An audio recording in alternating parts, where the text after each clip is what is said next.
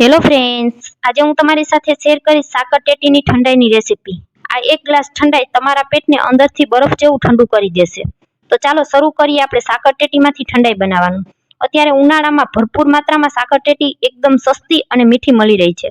સાકર ટેટી સાકર જેટલી જ મીઠી હોય છે અને તેમાં ભરપૂર માત્રામાં પાણી રહેલું હોય છે. તો ઉનાળામાં સાકર ટેટી ખાવાથી પેટમાં પાણી ઘટતું નથી અને પેટ માટે ખૂબ જ ઠંડી હોય છે. તો સાકર ટેટીનો કોઈ ના કોઈ રીતે આપણે ચોક્કસથી ઉપયોગ કરવો જોઈએ. આજે આપણે સાકર ટેટીનું જ્યુસ બનાવીને તૈયાર કરીશું. સૌ પહેલા ટેટીને આ રીતે બે ભાગમાં આપણે કાપી લેશું અને તેનો વચ્ચેનો બીનો ભાગ હોય તેને ચમચીની મદદથી આ રીતે કાઢી લેવાનો અને ત્યાર પછી બધો જ પલ્પ આ રીતે ચમચીની મદદથી કાઢી લેશું. તમે જોઈ શકશો ટેટી આપણી એકદમ સરસ પાકેલી છે. તો ચમચીની મદદથી આ રીતે સહેલાઈથી બધો જ પલ્પ નીકળી જશે. અહીં સાકર ટેટી નાની છે તો હું બે નાની સાકર ટેટીનો પલ્પ કાઢી રહી છું. તમારી પાસે મોટી સાકર ટેટી હોય તો એક સાકર ટેટીનો પલ્પ કાઢી લેવાનો. હવે બંને સાકર ટેટીમાંથી આ રીતે મેં પલ્પ કાઢી લીધો છે. તો તમે પણ આને સાકર ટેટી જ કહો છો કે બીજું કંઈ કહો છો તે મને કોમેન્ટમાં ચોક્કસથી જણાવજો. હવે તેને મિક્સર જારમાં ઉમેરી અને એકદમ સરસ સ્મૂથ એવું પીસી લેશું.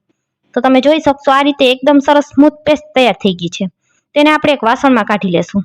તમને ઝૂમ કરીને બતાવું તો સાકર ટેટીનો આ રીતે એકદમ સરસ સ્મૂથ પલ્પ તૈયાર થઈ ગયો છે. તેને હવે આપણે થોડી વાર માટે ફ્રીજમાં રાખી દેશું. હવે એક વાસણમાં પાણી ઉકળવા રાખી દીધું છે. પાણી ઉકળે ત્યાં સુધીમાં 2 ચમચી સાબુદાણાને પાણીથી ધોઈને સાફ કરી લેશું. હવે આપણું પાણી ઉકળી ગયું છે તો ધોયેલા સાબુદાણાને પાણીમાં ઉમેરી દેશું.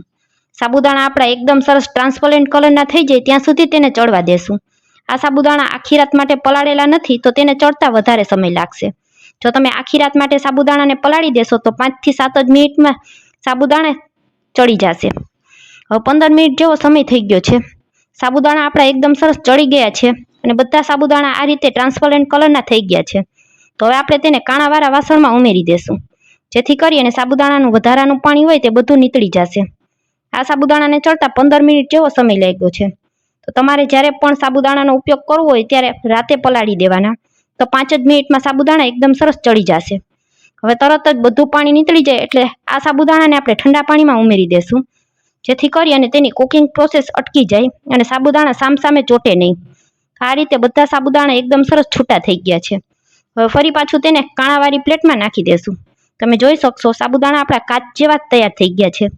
આ જ રીતના સાબુદાણા ચડી જાય ત્યાં સુધી આપણે તેને થવા દેવાના.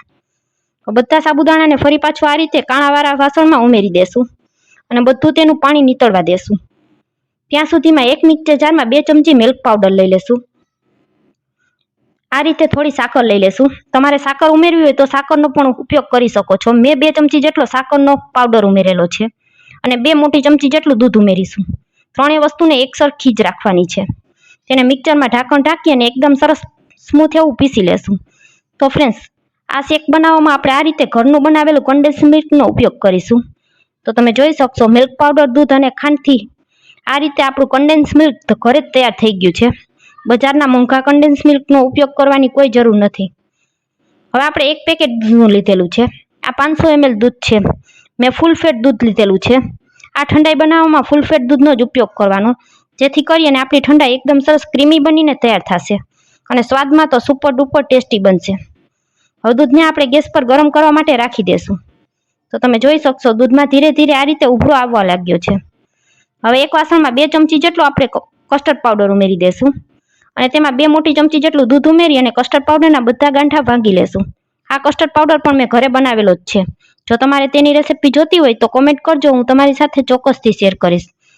હવે દૂધ આપણું એકદમ સરસ ઉકળી ગયું છે તો કસ્ટર્ડ પાવડરવાળું દૂધ આપણે તેમાં જ ઉમેરી દેશું અને ચમચાની મદદથી તેને હલાવતા રહેશું. કસ્ટર્ડ પાવડર ઉમેર્યા પછી ગેસને ધીમો કરી દેવાનો, નહીં તો દૂધ તમારું તળિયે બેસવા લાગશે.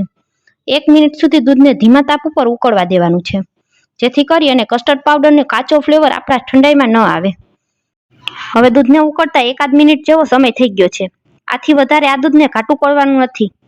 હવે આ સમયે આપણે જે સાકર ટેટીનો પલ્પ તૈયાર કરીને રાખેલો છે તેને ઉમેરી દેશું અને સાકર ટેટીનો પલ્પ ઉમેર્યા પછી પણ દૂધને 1 મિનિટ સુધી હાઈ ફ્લેમ ઉપર ઉકાળી લેવાનું. 1 મિનિટ પછી તમે જોઈ શકશો આ રીતે આપણું દૂધ એકદમ સરસ ઘાટું અને ક્રીમી બનીને તૈયાર થઈ ગયું છે. હવે આપણે જે ઘરનું કન્ડેન્સ મિલ્ક બનાવેલું છે તેને ઉમેરી દેશું. આ કન્ડેન્સ મિલ્ક બજારમાં ખૂબ જ મોંઘું મળે છે તો બધા લઈ શકતા નથી. તમે આ રીતે ઘરમાં રહેલી વસ્તુમાંથી તૈયાર કરી અને તેમાંથી આઈસ્ક્રીમ, આ રીતના મિલ્કશેક બધામાં તેનો ઉપયોગ કરી શકો છો. ફરી પાછું અડધી મિનિટ સુધી દૂધને ઉકાળી લેશું. હવે આ દૂધને આપણે ગેસ પરથી નીચે ઉતારી અને એકદમ સરસ ઠંડુ કરી લેશું. તો એકદમ સરસ રૂમ ટેમ્પરેચર પર આવી જાય ત્યાં સુધી આપણે તેને ઠંડુ થવા દેવાનું છે. દૂધ ઠંડુ થાય છે ત્યાં સુધીમાં મેં આ રીતે 2 ચમચી જેટલા તકમરિયા લીધેલા છે. તકમરિયા ઉનાળામાં ચોક્કસથી ઉપયોગ કરવો જોઈએ. આ પેટને એકદમ સરસ ઠંડક આપે છે.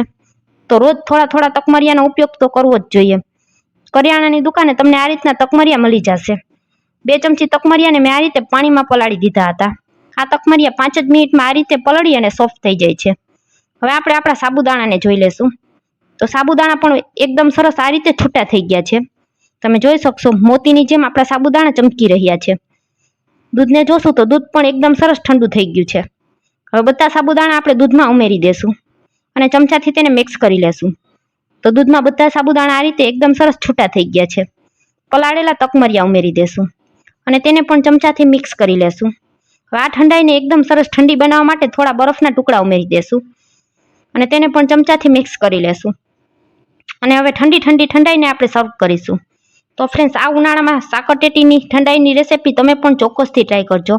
ઘરમાં નાના બાળકોથી લઈ મોટા સુધી બધાને ખૂબ જ પસંદ આવશે અને આ પેટને ખૂબ જ ઠંડક આપે તેવી રેસીપી છે. તો ફ્રેન્ડ્સ, આજનો વિડીયો પૂરો જોયા પછી જો તમને સારો લાગે તો વિડીયોને એક લાઇક કરજો, વધુમાં વધુ લોકો સુધી શેર કરજો અને મારી રેસીપીઓ તમને જોવી ગમતી હોય તો મને સપોર્ટ કરવા બદલ મારી ચેનલને સબસ્ક્રાઈબ કરજો. અને તમને આજની આ સાકરટેટીની રેસીપી કેવી લાગી તે પણ મને કોમેન્ટ કરી ચોક્કસથી જણાવજો.